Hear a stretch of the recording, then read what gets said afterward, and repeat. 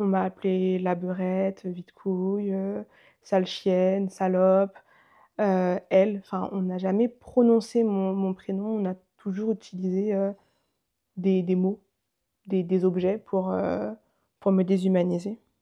Je suis, l'une des victimes dans l'affaire French Bukake. J'étais une jeune femme de 19 ans. Je vivais toute seule depuis l'âge de 16 ans. J'avais pas d'argent, je savais jamais comment j'allais manger ou payer mon loyer. J'ai été approchée par un profil, Facebook, donc j'ai commencé à me confier à elle, elle s'est confiée à moi.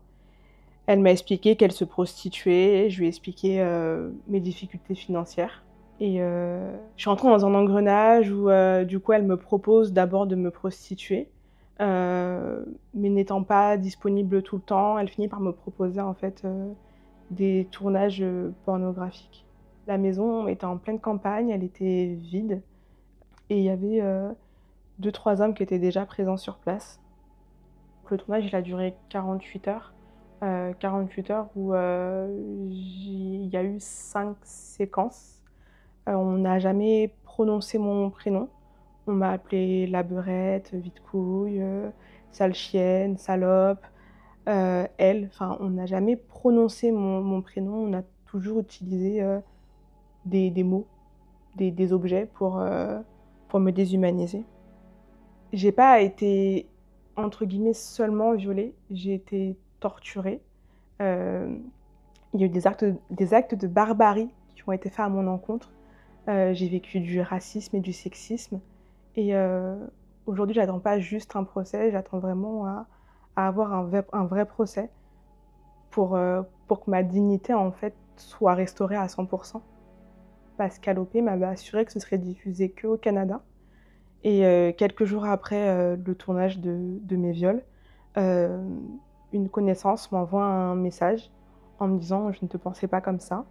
Donc je lui demande de quoi il parle et de là, il m'envoie une capture d'écran, des vidéos et de là s'ensuit un harcèlement qui continue même 10 ans après.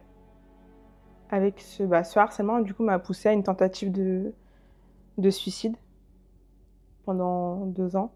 J'ai tellement été cassée que je me suis prostituée et un jour, j'ai croisé la route